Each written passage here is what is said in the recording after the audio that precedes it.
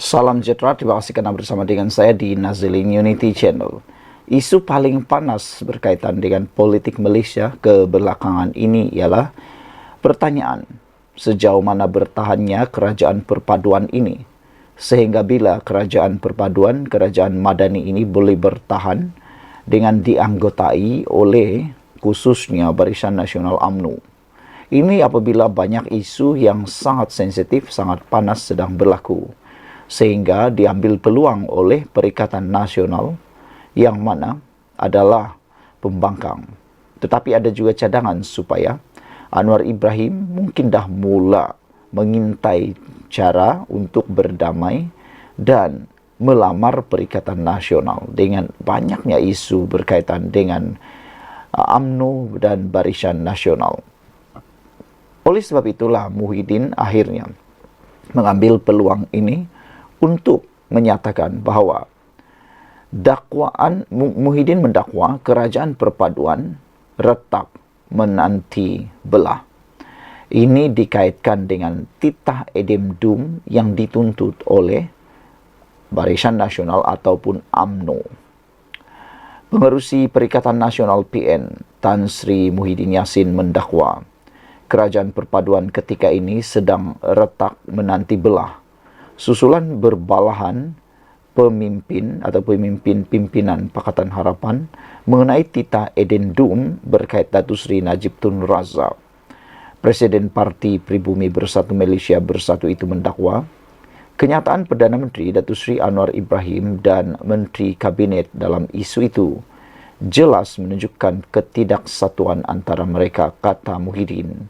Setakat ini dikatakan 5 ke 6 menteri sudah buat kenyataan mengenai perkara ini, tapi bila tanya Perdana Menteri, beliau kata tak tahu dengan enggan campur tangan. Bersatu dan Perikatan Nasional memandang isu ini cukup berat dan saya fikir rakyat jelata pun nak tahu apa yang dah berlaku, kata Muhyiddin. Jadi rakyat mesti diberi maklumat yang tepat kerana ia berkaitan dengan isu tata kelola.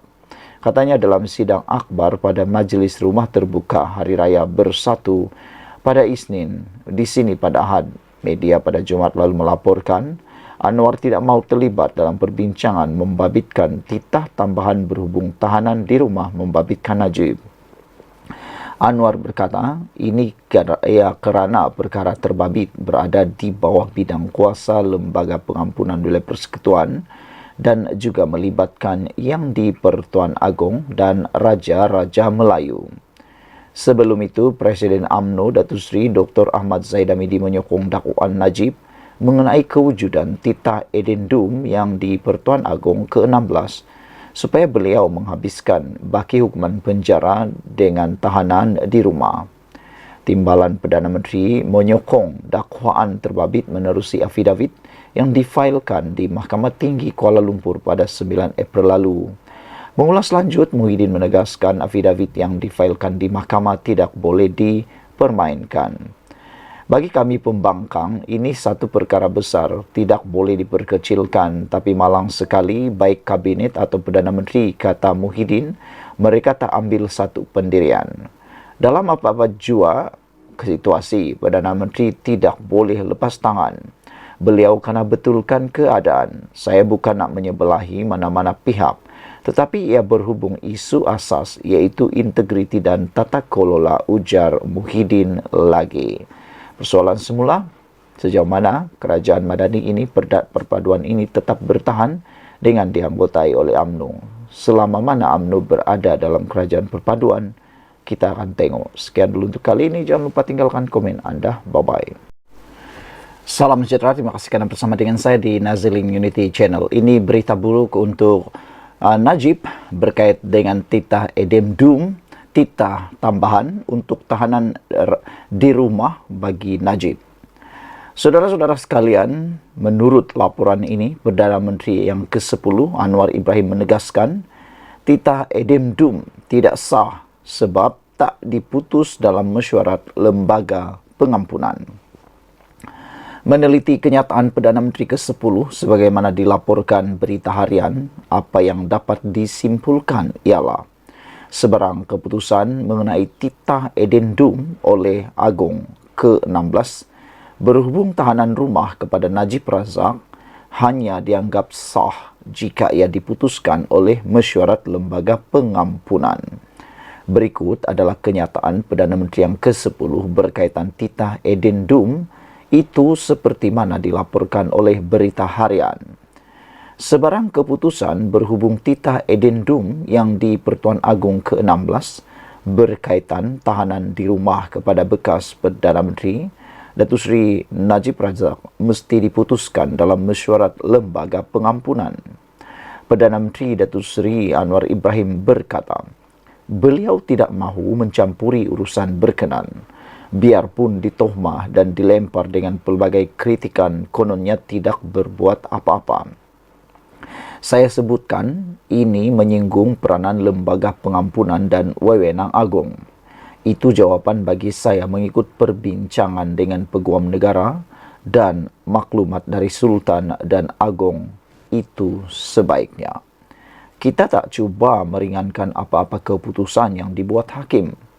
Tapi cara kita lakukan itu yang tidak disenangi sesetengah pihak dalam parti sekutu atau sebaliknya dalam kalangan yang lain di luar. Kita tak cuba meringankan, kata Anwar Ibrahim. Itu bukan kita persoalkan, tapi pendirian kita tuntas bahawa keputusan mesti dibuat dalam mesyuarat lembaga pengampunan dan keputusan muktamad oleh Agong mesti juga dalam mesyuarat lembaga pengampunan, katanya lagi. Dalam erti kata lain, berdasarkan kenyataan Perdana Menteri yang ke-10 dalam laporan tersebut, kiranya titah edendum itu tidak diputuskan melalui mesyuarat lembaga pengampunan, maka ia adalah satu perkara yang mana tidak diputuskan melalui mesyuarat, maka ia dianggap tidak sah dan tidak boleh dilaksanakan. Saya ulang sekali lagi. Dalam erti kata lain, berdasarkan kenyataan Perdana Menteri ke-10 dalam laporan tersebut, kiranya titah edendum itu tidak diputuskan melalui mesyuarat lembaga pengampunan, maka ia dianggap tidak sah dan tidak boleh dilaksanakan. Sebagaimana kita sedia maklum, mesyuarat lembaga pengampunan sebelum ini bermesyuarat pada 29 Januari tahun 2024 dan titah edendum oleh Agong ke-16 berkaitan tahanan rumah. Sebagaimana disebut Zahid Hamidi dalam afidavitnya juga bertarikh 29 Januari 2024. Tetapi dalam kenyataan media lembaga pengampunan yang dikeluarkan pada 2 Februari 2024, apa yang dinyatakan hanyalah berkaitan pengurangan hukuman penjara dan kepada Najib daripada 12 tahun kepada 6 tahun dan denda dikurangkan daripada 210 juta ringgit kepada 50 juta ringgit. Tiada langsung disebut berkaitan tahanan rumah dalam kenyataan media oleh lembaga pengampunan pada 2 Februari itu. Ini memberi gambaran titah edendum itu tidak diumumkan dalam kenyataan media pada 2 Februari itu kerana ia dianggap tidak sah lantaran tidak diputuskan melalui mesyuarat lembaga pengampunan. Kiranya titah edendum itu diputuskan melalui mesyuarat lembaga pengampunan, sudah tentu ia diumumkan dalam kenyataan media lembaga pengampunan pada 2 Februari itu. Kesimpulannya di sini dan berdasarkan apa yang dinyatakan Perdana Menteri ke-10 itu, pihak kerajaan sebenarnya tahu tentang kewujudan titah edendum tersebut. Jika kerajaan tahu dan telah menyimpulkannya sebagai tidak sah kerana tidak melalui mesyuarat lembaga pengampunan, lalu tidak disebut dalam kenyataan media lembaga pengampunan pada 2 Februari itu, bermakna timbalan Perdana Menteri Ahmad Zahid Hamidi juga berkemungkinan besar tahu berkenaan perkara tersebut. Sedemikian itu, kiranya sudah diketahui pendirian kerajaan ialah memutuskan titah edendum itu sebagai tidak sah kerana ia tidak diputuskan melalui mesyuarat lembaga pengampunan. Untuk apa Zahid Hamidi setuju mengemukakan afidavit bagi menyokong semakan kehakiman yang difailkan Najib?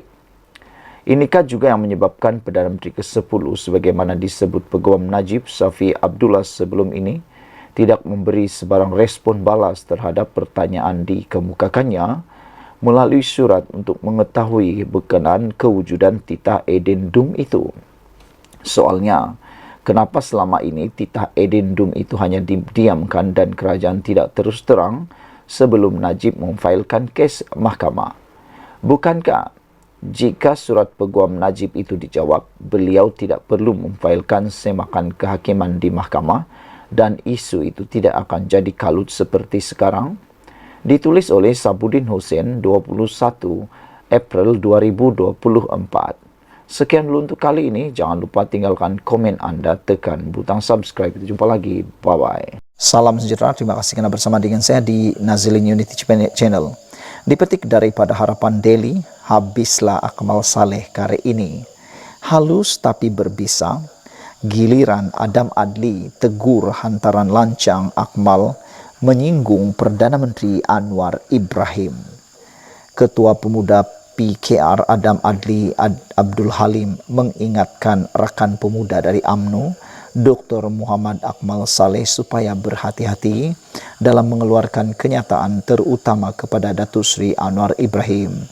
Adam berkata sebagaimana PKR sepakat menonjolkan sikap hormat kepada Presiden UMNO dan berhati-hati dalam memilih perkataan, mengapa Akmal tidak melakukan perkara sama terhadap Presiden mereka? Apa sangat harganya untuk saudara ambil sikap yang sama terhadap Presiden kami, pimpinan utama kita, Perdana Menteri sendiri, soal beliau. Yang disinggung oleh saudara itu Presiden kami, Perdana Menteri kita semua, kata Adam.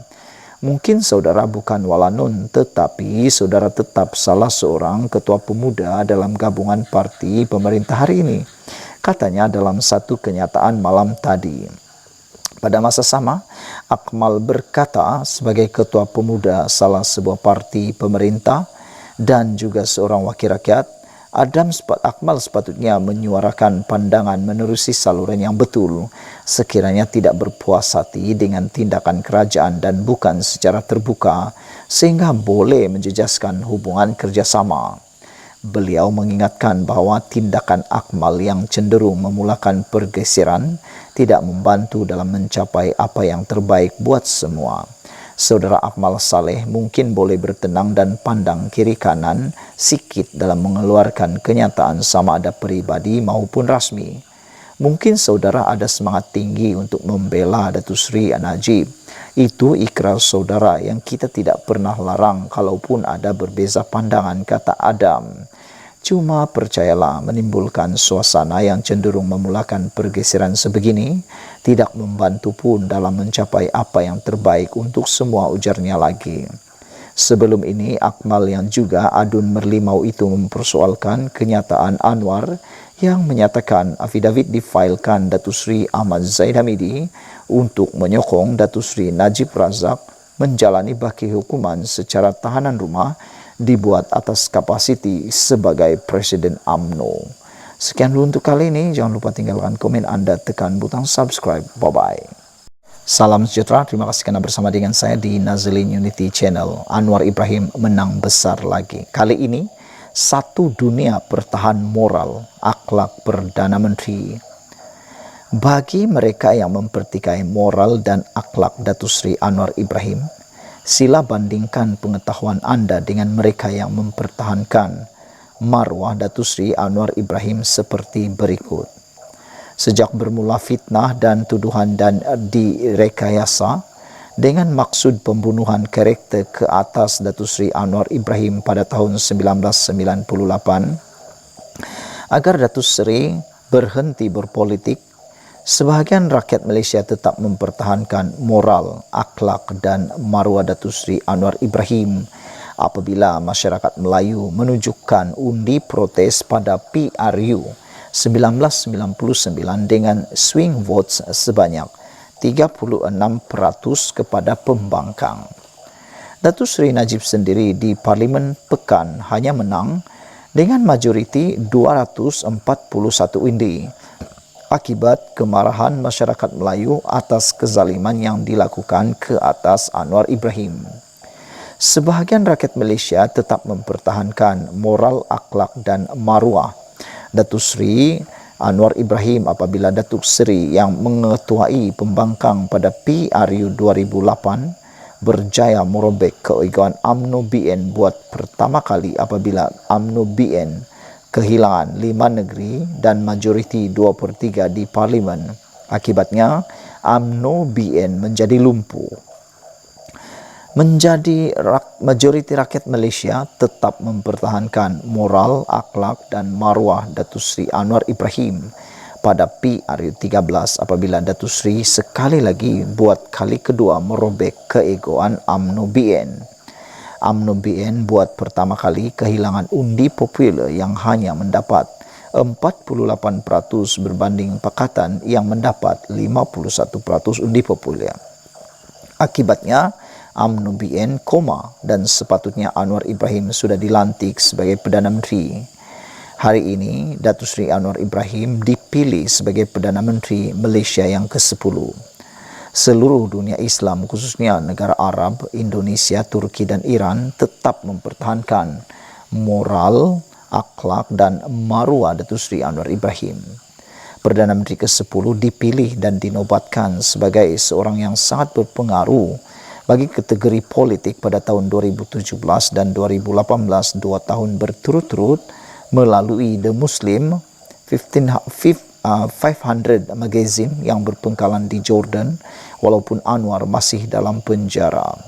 Masyarakat antarabangsa tetap mempertahankan moral dan maruah Anwar Ibrahim apabila Anwar dipilih sebagai penerima anugerah Nobel Peace Prize pada tahun 2016 ketika beliau berada dalam penjara. Masyarakat Barat tetap mempertahankan moral dan akhlak Anwar Ibrahim apabila Anwar disenaraikan dalam kelompok 100 orang yang paling berpengaruh di dunia dalam kategori politik oleh majalah Times pada tahun 2008. Pengerusi Majlis Ulama Sedunia Sheikh Dr. Yusuf Karadadwi tetap mempertahankan moral, akhlak dan maruah Datuk Seri Anwar Ibrahim sebagai intelektual Muslim yang dihormati oleh dunia Arab Barat. Almarhum Ustaz Datuk Fazil Nur bekas Presiden PAS tetap mempertahankan moral, akhlak dan maruah Datuk Seri Anwar Ibrahim. Almarhum Tuan Guru Nik Aziz Nikmat bekas Mursyidul Ampas tetap mempertahankan moral, akhlak dan maruah Datuk Seri Anwar Ibrahim. Almarhum Tuan Guru Harun Din bekas Mursyidul Ampas tetap mempertahankan moral, akhlak dan maruah Datuk Seri Anwar Ibrahim.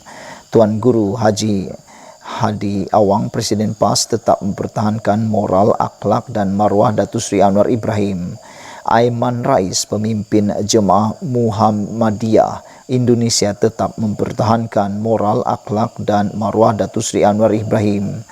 Kiai Haji Masum Badasuoso Jawa Timur Indonesia tetap mempertahankan moral, akhlak dan maruah Datuk Seri Anwar Ibrahim. Kiai Haji Gafur Pondok Sunan Derajat Gresik Surbadaya Jawa Tengah Indonesia tetap mempertahankan moral, akhlak dan maruah Datuk Seri Anwar Ibrahim. Sheikh Abdul Razak Hafiz Malah Puram Kerala India mempertahankan himpunan 1/2 juta umat zikir, memimpin himpunan 1/2 juta umat zikir dan solat hajat untuk mempertahankan moral, akhlak dan maruah Datuk Seri Anwar Ibrahim.